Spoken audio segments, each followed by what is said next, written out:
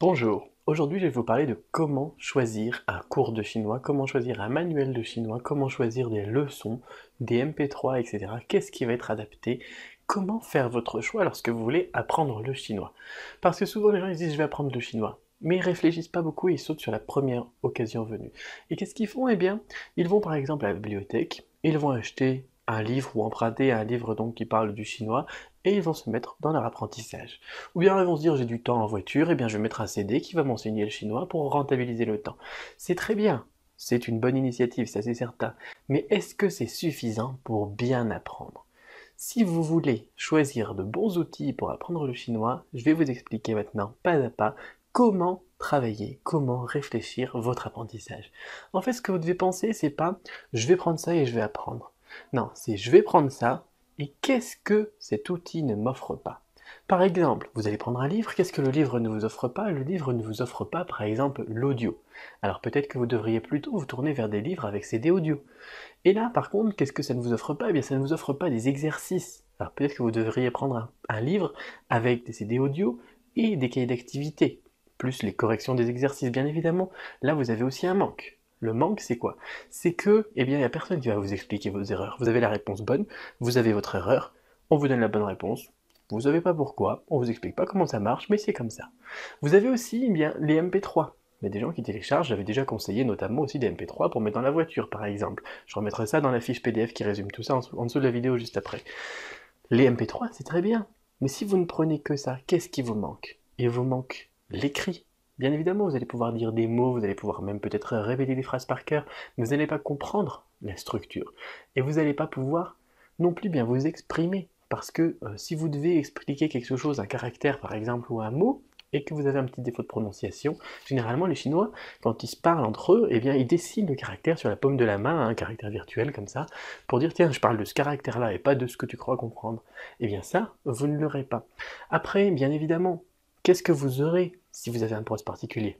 Vous avez un prof particulier, c'est très très bien aussi là encore. Mais est-ce que vous aurez par exemple la régularité, pouvoir travailler un petit peu tous les jours? Ou est-ce que ça sera 2 heures par semaine tout d'un coup et on en oublie 80% dès le lendemain? Là aussi c'est un problème.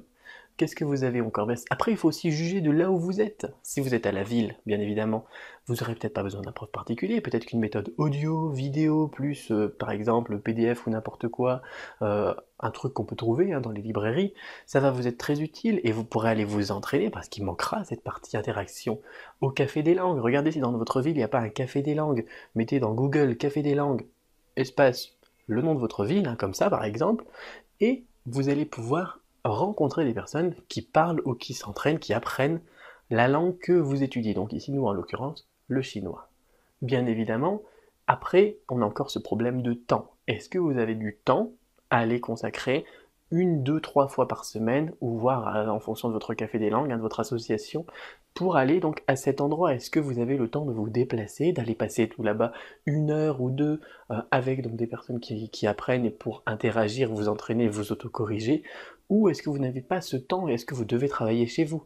Donc vous devez aussi réfléchir à ça. Est-ce que vous avez aussi l'argent si vous voulez prendre un prof particulier? Par exemple, les gens qui sont à la campagne, ils n'ont pas de café des langues à proximité. Et donc, eh bien, s'ils veulent par exemple faire quelque chose avec un prof particulier, ça revient vite très cher. Moi, j'ai enseigné en tant que prof particulier et on se fait payer les bons profs de chinois, enfin les profs de chinois qui sont qualifiés, qui ont des qualifications, qui ont enseigné dans l'éducation nationale, qui ont des diplômes, qui sont certifiés, qui ont fait des études en Chine ou n'importe quoi. Ils sont chers parce qu'ils ont la pédagogie. Donc on va dire que c'est 20-25 euros de l'heure. Alors que bon, vous pourriez aussi choisir de prendre un natif. Un natif, il parle chinois. Par contre, il ne sera pas vous expliquer la pédagogie, il parlera peut-être même pas français ou pas bien le français, mais vous aurez un prix plus bas. Est-ce que ce qu'il vous manque, c'est l'argent? Là aussi, vous devez réfléchir. Qu'est-ce que vous avez? Dont vous avez besoin? Et qu'est-ce que vous n'avez pas avec les cours que l'on vous propose? Parce que parfois, si vous allez prendre le prof particulier, par exemple, eh bien effectivement, à raison d'une, 2 heures par semaine, eh bien vous faites le calcul, hein, déjà 52 semaines par exemple avec un natif chinois à 10 euros par semaine, vous êtes déjà dans les 600 euros. Ça va, ça monte donc très très vite. Et si vous voulez prendre quelqu'un de qualifié, parce que je suppose que vous voulez apprendre un petit peu mieux le chinois que juste parler avec quelqu'un qui en fait est chinois, hein. Je sais pas si vous seriez un bon prof de français, moi en tout cas je serais pas un bon prof de français, ça c'est certain. Donc vous devez aussi prendre ça en compte, le temps, l'argent, les outils. Et ensuite, seulement en fonction de votre situation à vous, votre situation personnelle, parce que le gars là qui fait du chinois et qui vous a dit moi je fais du chinois comme ça, est-ce que c'est valable pour vous aussi? Est-ce que c'est ce qu'il vous faut? C'est là où il faut vous poser la question. Je trouve que c'est très intéressant. C'est une réflexion, une démarche qui va un petit peu plus loin de juste dire je vais apprendre le chinois, je vais à la FNAC, j'achète par exemple le chinois pour les nuls, et voilà, je fais du chinois, c'est bon, dans un an je parle chinois. Non, pas du tout. Il faut associer les objets. Donc regardez bien, la technique c'est ça. Recherchez les différentes possibilités, regardez ce qu'elles offrent et surtout ce qu'elles n'offrent pas. Regardez comment vous pouvez sélectionner votre méthode, votre livre ou votre professeur en fonction de vos propres besoins. C'est l'essentiel. Alors je vous fais un petit résumé de tout ça.